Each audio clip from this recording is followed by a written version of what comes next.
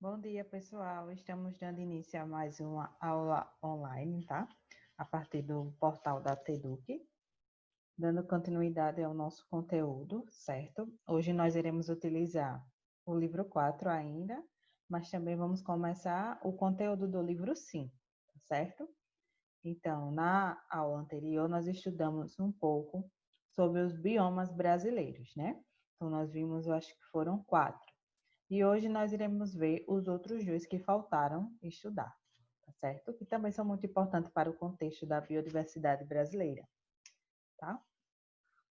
Então vamos lá.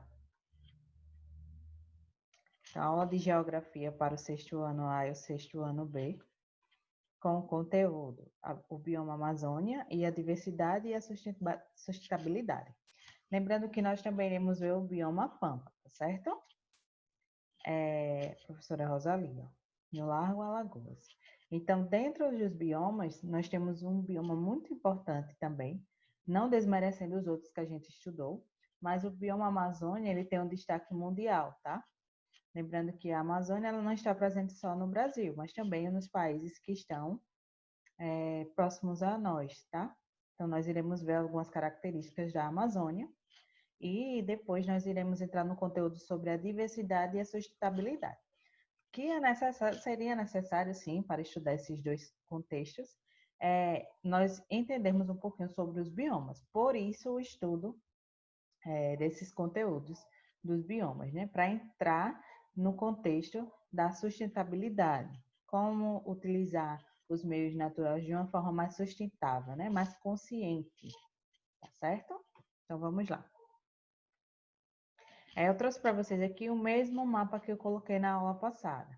Porém, para destacar o bioma Amazônia, que é o que a gente vai estudar hoje, e o bioma Pampa, tá? Que nós iremos estudar também.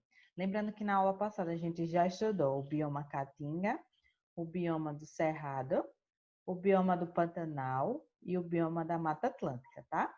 Nós já vimos esses biomas aqui, tá certo? A importância deles, as principais ameaças que eles estão tendo. Também vimos a questão do relevo, da vegetação, do clima, também do solo desses biomas, né? A importância dele para a biodiversidade do nosso Brasil e do mundo também. Então, vamos lá. Então, vamos começar com o bioma Amazônia, tá? Então, a Amazônia é o maior bioma do Brasil e a maior floresta tropical do planeta, tá certo? Então, entre os biomas, se a gente voltar aqui, ó, no mapa, nós iremos ver que o espaço do bioma Amazônia realmente é o maior, né? O espaço territorial, tá? Lembrando que a Amazônia também está nos países aqui próximos. Então, se a gente fosse contar com esse espaço também, ainda seria maior ainda, tá? 6,9 milhões de quilômetros quadrados no total, tá, gente? Contando com o que existe nos outros países. Destes, né, dos 6,9 milhões, 4 milhões 196.943 quilômetros quadrados estão no Brasil. Então, a gente pode observar que a maior parte do bioma Amazônia está presente no nosso país, tá certo? Também está presente nos países da Guiana Francesa, do Suriname, da Guiana, Venezuela, Colômbia, Equador, o Peru e a Bolívia, tá? Então, esses são os países aqui da América em que o bioma amazônio também estão lá. Só que lembrando sempre que a maior parte está aqui no Brasil. Constitui um sistema autorregulável, tá? Um equilíbrio sensível entre a vegetação, o solo e a fauna. Então, gente, quando a gente fala um equilíbrio sensível, quer dizer que realmente é muito sensível. Se eu alterar, por exemplo, a vegetação, o solo e a fauna irá sofrer consequências drásticas. Se eu altero o solo, a vegetação e a fauna também vai sofrer. Se eu altero a fauna, o solo e a vegetação também irão sofrer. Então, é um equilíbrio muito sensível entre esses três ramos, tá? Então, se eu mexo com um, os outros vão sofrer também, infelizmente, né? Tanto é que quando ocorre, por exemplo, a retirada da vegetação, nós vemos que muitos animais, eles morrem, né? E o solo, consequentemente, ali vai ficar pobre, tá? Existe muito hoje na Amazônia o processo de desertificação, ou seja, o solo muito pobre, há vários animais, né? A nossa fauna muito prejudicada e a vegetação também deixa de existir, tá ok? Então, existe muito esse equilíbrio.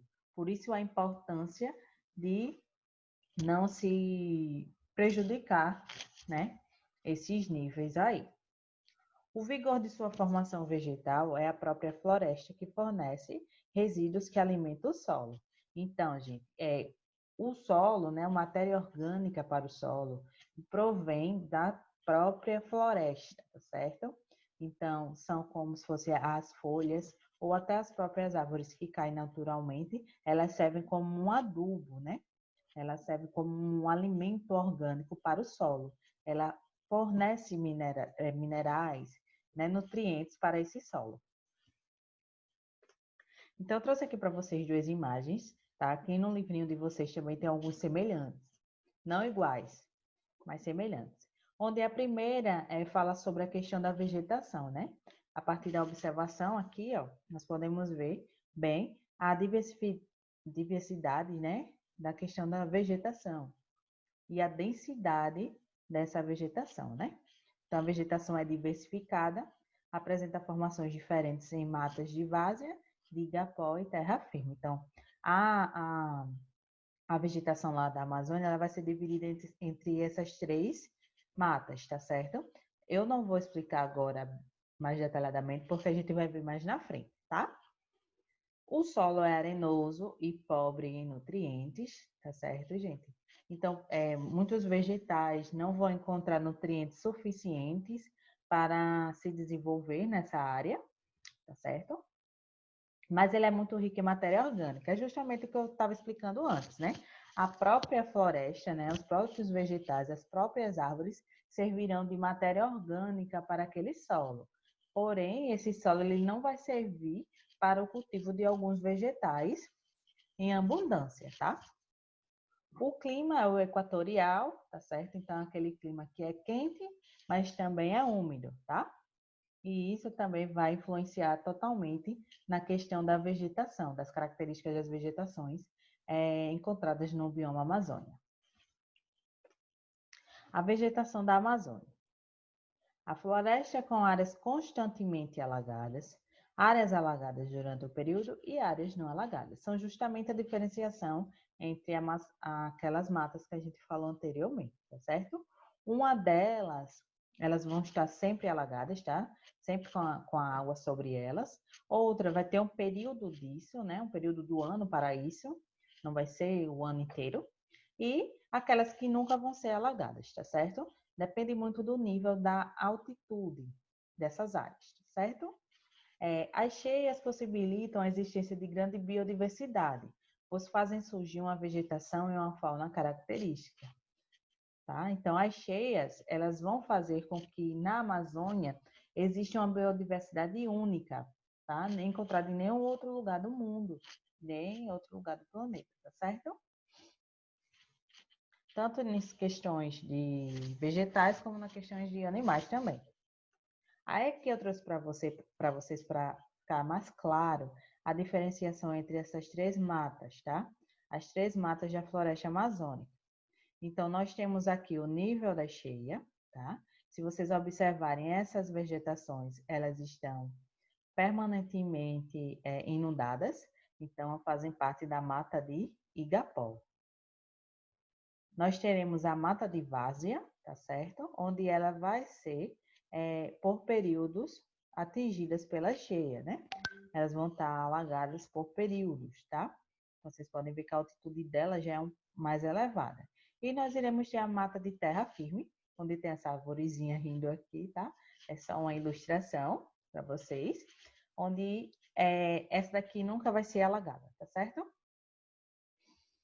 Então, essa daqui é a principal divisão entre as vegetações que encontramos na floresta amazônica. Aqui eu trouxe para vocês uma imagem retratando a mata do Igapó, tá? Que é aquela que está constantemente alagada, né? Está sempre com a presença da água.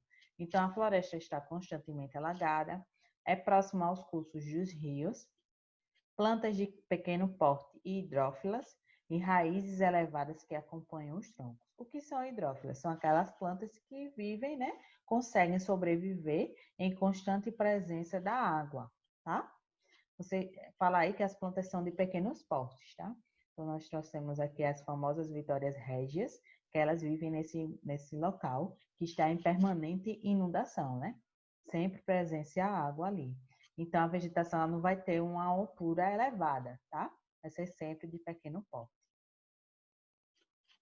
Nós temos a mata de várzea, né? Inundada apenas nos períodos de cheias dos grandes rios, inclusive o rio Amazonas, né? Que é um dos mais famosos da hidrografia do bioma Amazônia. Nós temos uma mata muito fechada, também é uma característica das matas da Amazônia, tá? Da vegetação. Ela é muito fechada, é muito de difícil acesso, né? As árvores são muito uma próxima às outras. E as árvores já são mais altas, tá? Chegando a 20 metros. A mata de terra firme é aquela que nunca vai ser inundada, tá certo? Ela está distante dos grandes cursos d'água, não tem alagamento, e a maior parte da floresta são árvores muito altas, tá? Onde essas árvores, a maioria chega a medir 60 metros de altura, tá?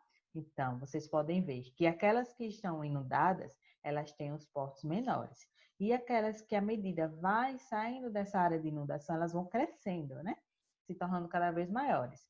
Onde chega na terra firme, né? A mata de terra firme, onde nós teremos árvores com 60 metros de altura, tá certo? A hidrografia da Amazônia. Nós sabemos que no bioma Amazônia existem rios enormes, né, e bastante importantes para o Brasil e para os países vizinhos, tá? Com diversas utilidades. Encontra-se a maior bacia hidrográfica do mundo, que está no maior bioma do mundo, né, gente? No Brasil, essa bacia ocupa cerca de 4 milhões de quilômetros quadrados. Nela estão os 10 maiores rios do planeta. Entre eles, como eu citei para vocês, o rio Amazonas. Aí eu trouxe para vocês aqui uma imagem mostrando a vegetação e o rio Amazonas, tá? É uma paisagem bem bonita. Apesar, gente, que essa área aqui que geralmente está sendo retratada nos slides, são áreas que ainda não foram desmatadas, né? Ou se foram, não aparecem tanto. Mas tem áreas que já existe aquele grande vazio, sem vegetação, porque já foi desmatada na Amazônia. As características socioeconômicas da Amazônia. Sofre com as consequências socioeconômicas da exploração do território. A ocupação desordenada e o latifúndio agropecuário estão dizimando a floresta, fonte original do sustento das populações tradicionais de indígenas, quilombolas e ribeirinhos, tá certo? Então, ela sofre muito com a exploração do seu espaço territorial, tá? Infelizmente. Existe muita ocupação, né? Existe muito desmatamento para o quê? Para a pecuária, tá? O sistema agropecuário, a agricultura e a pecuária, mas principalmente a criação de animais, tá? Bovinos são muito criados lá, então muita parte da Amazônia é desmatada para isso, né? Estão dizimando a floresta, estão acabando com a floresta, inclusive muitos animais, né? Animais nativos de lá, eles estão entrando em extinção, tá? Ela é uma fonte de sustento para a população tradicional indígena, os quilombolas e os ribeirinhos. Esses povos, eles vivem de uma forma mais sustentável com o bioma Amazônia, tá? Com a vegetação, com a questão dos animais. É uma forma sustentável. Não é tão exagerada quanto a gente observa com a questão da agropecuária, né? Que eles realmente desmatam.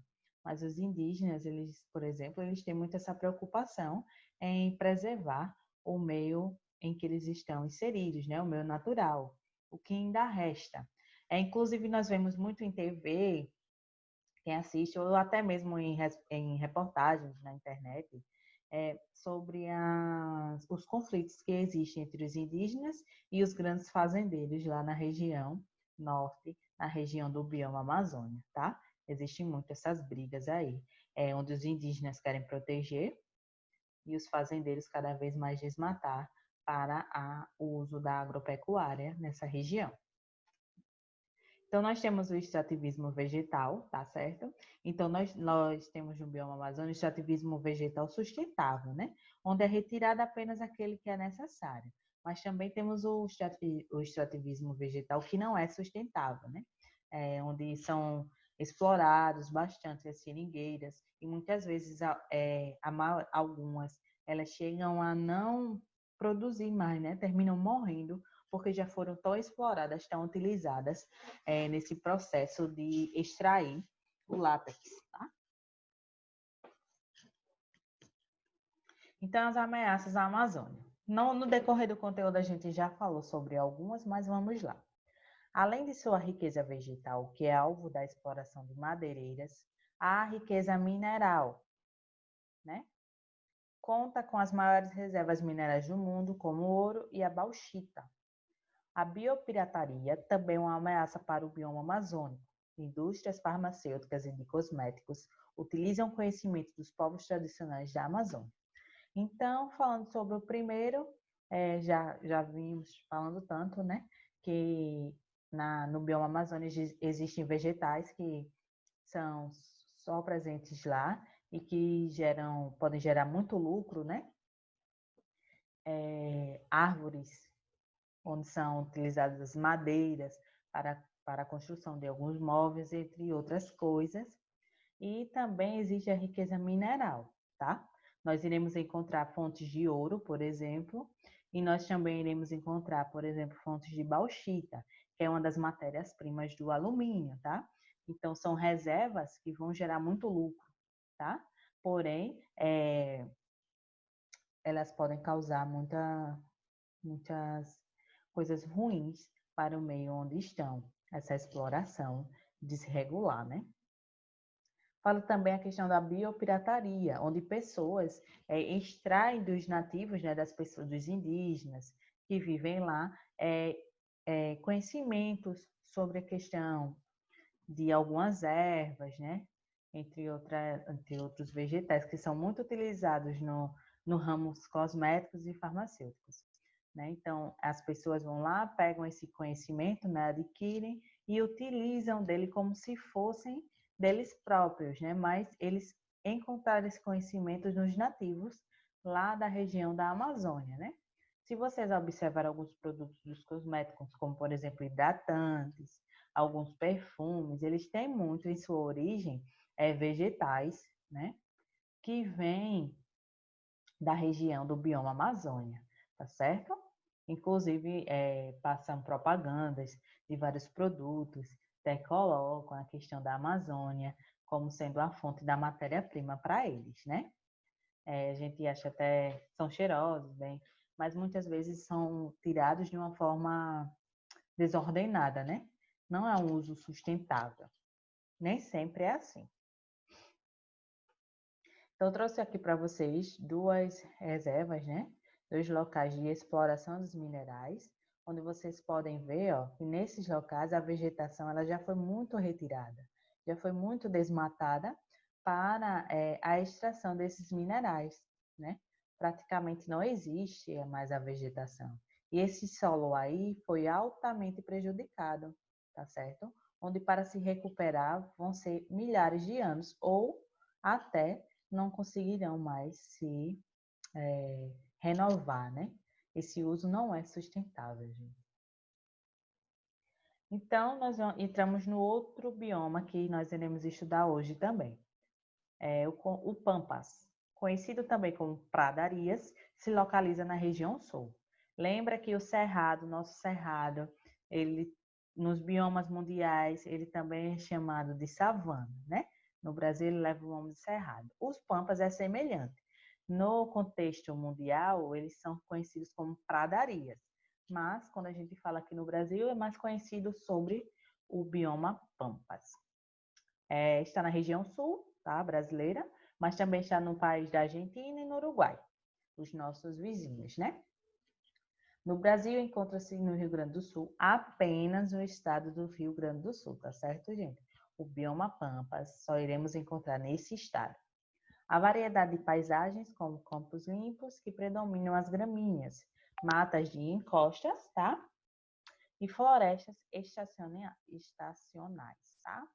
Então, nós iremos ter uma diversidade de paisagem bem diferenciada do que a gente observa, por exemplo, no bioma Mata Atlântica, que é aquele que está mais próximo a nós, e também do bioma Caatinga, mas são paisagens muito bonitas também, que a gente vai ver mais na frente, né? São mais campos, onde iremos ter mais as gramíneas, né, que são as gramas. E as matas de encostas. O que é mata de encostas? Aquelas que estão mais próximas dos leitos dos rios, tá bom? Então, trouxe para vocês também um mapinha destacando a área do Pampas. Ó, essa área verdezinha, ó, vocês podem ver o território brasileiro, como eu disse, no Rio Grande do Sul. Nós iremos ter também nos outros países, na Argentina, né?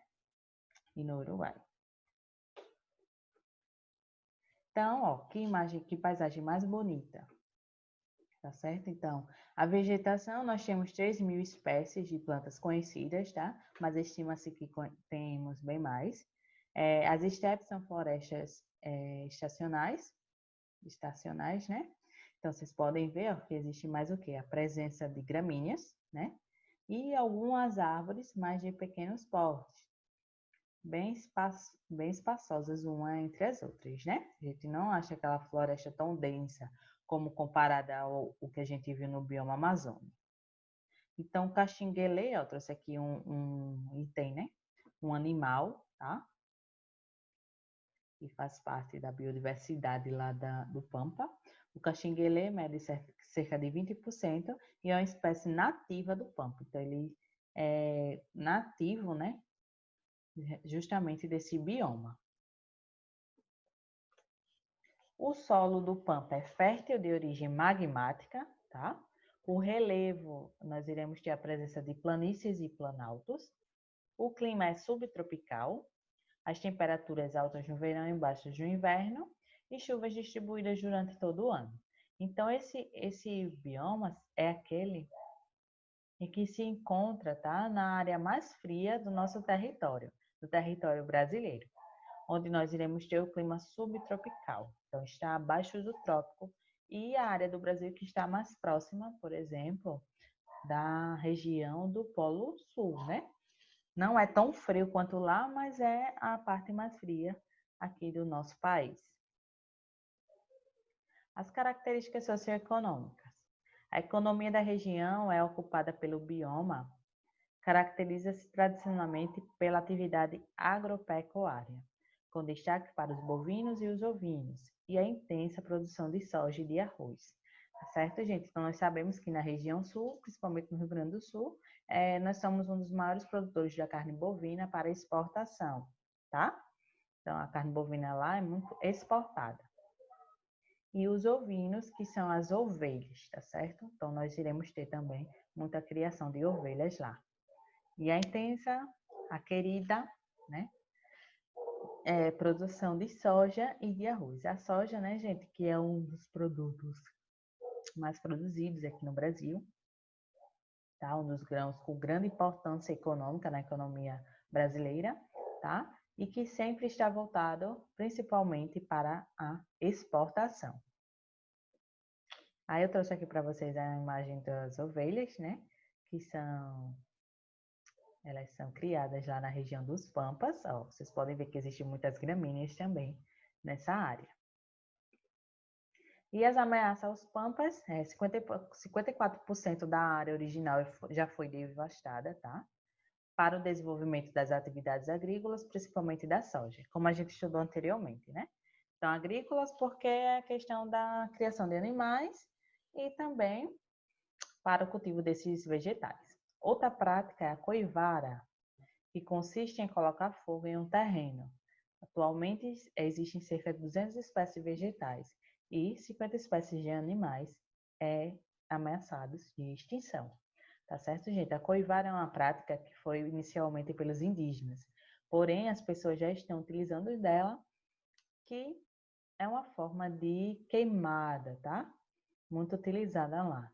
Olhem só a quantidade de animais e de vegetais que já estão desaparecendo do Pampas, tá? Trouxe aqui para vocês um dos animais, né? Um passarinho, que ele é um dos símbolos, né? Faz parte da fauna do Pampas, tá bom? Ela é muito bonitinha. Eu trouxe para vocês verem. Amarelo. Você acabou de conhecer os biomas brasileiros e suas características, o que é fundamental para compreender o espaço geográfico, porque são essas formações naturais que produzem a biodiversidade do planeta. Então, os biomas que nós estudamos é de fundamental importância para a gente conhecer, né? Estudar o espaço geográfico, que é o objeto principal de estudo da geografia, tá certo, gente? Então, como eu tinha falado para vocês, quando a gente estudasse os biomas, nós iríamos ver mais a questão relacionada à geografia, aos aspectos geográficos, tá? Diferentemente um pouquinho do que vocês estudam quando falam em ciências, né, dos biomas, tá bom? Mas foi bem interessante a gente conhecer desta outra forma os biomas brasileiros. Então, nós damos entrada no outro conteúdo, tá? Que está presente no grupo 5, que é sobre a diversidade e a sustentabilidade, tá? Como ser sustentável? Como utilizar os recursos naturais de uma forma sustentável, né? Respeitando sempre a diversidade, tá? Então, nesse contexto, a gente vai ver mais as práticas sustentáveis, as práticas mais de proteção e conservação dos biomas, né? Dos recursos naturais. Voltando aqui, eu trouxe para vocês essas imagens, onde mostra uma família, né? Tentando plantar uma árvore, provavelmente no local onde já foi retirada uma outra mais antiga, tá? Então, sustentável, retirando, mas repondo de alguma forma. Os recursos da fauna e da flora, muitas vezes temos a impressão de que os recursos naturais são ilimitados, tá? Isso muitas pessoas, inclusive alguns de vocês, têm uma falsa impressão, né? Que os recursos naturais são inesgotáveis, que eles não podem acabar. Mas nós estamos vendo cada vez mais no nosso dia a dia que isso é uma realidade e que se a gente não cuidar, ela está cada vez mais próxima. Mas você já pensou em como a água chega à torneira da casa onde você mora? E como os alimentos são produzidos e transportados até a nossa mesa, tá? Então, são questionamentos interessantes, onde faz a gente buscar desde a origem até a chegada desses materiais em nossas mãos, né? De onde vem a água, de onde vêm os alimentos, como eles são transportados, né? Qual caminho ele foi feito? Será que foi de uma forma regular ou irregular, né? Será que teve um cuidado com o meio natural? Tá certo? Aqui eu trouxe para vocês uma imagem, uma pintura, né? Onde retrata a nossa biodiversidade, a biodiversidade do Brasil, tá? Muito interessante, onde sempre quer manter a sustentabilidade neste momento, tá certo? Então, existem ações que visam preservar ou conservar os recursos naturais. Preservar e conservar são coisas distintas, tá? São coisas diferentes? São sim, sob a perspectiva dos cientistas que estudam o meio ambiente. Então, gente, quando vocês escutarem preservar e conservar, a partir de agora vocês vão saber a diferenciação entre esses dois termos, tá? Que achávamos que seria a mesma coisa, mas não é. A preservação é preciso proteger de forma integral as áreas de recursos naturais. Os ecossistemas não podem sofrer nenhuma interferência humana para qualquer finalidade. O objetivo é criar áreas totalmente protegidas que o equilíbrio natural se mantenha, sem o homem, tá? Então, na preservação, ele não quer, de forma alguma, que o meio natural ou os ecossistemas sejam transformados. Então, tem que ter uma proteção integral, tá? Não é para ser utilizado, não é para se mexer naqueles recursos naturais que encontramos ali, tá? Então, eles criam áreas totalmente protegidas. Então, esse é o principal objetivo da preservação, é proteger totalmente, de forma integral, sem a intervenção do ser humano dos recursos naturais. Já a conservação, a gente vai ver mais um pouquinho na frente, tá? Eu trouxe aqui para vocês a cachoeira no Vale do Matutu, área de proteção ambiental em Minas Gerais. Então, essa é uma área de proteção permanente, tá? Então, Eles visam que o ser humano ainda não interfira nesse meio aí natural, tá? A conservação é o uso racional dos recursos naturais.